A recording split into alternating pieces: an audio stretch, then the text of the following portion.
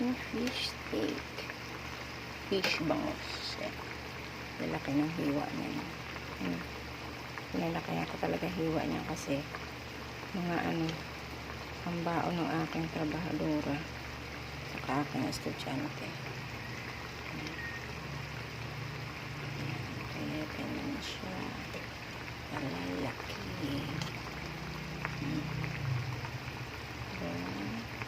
So lang ba ang mahal ng sibuyas na puti na to? Isang piraso kahapon. Budget ko is 25. Yan ito ganito lang kalaki bilog niya. Ayan. 25 pesos ang isa.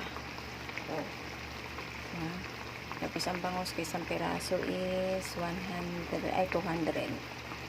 So, ayan. Ganyan lang siya. Ito kung kalain mo yun. Budget mo isang kainan. Pero ito kasi kami lang maghapon na namin to. Okay, bye-bye mga palangga. Happy Wednesday. Good morning and ingat.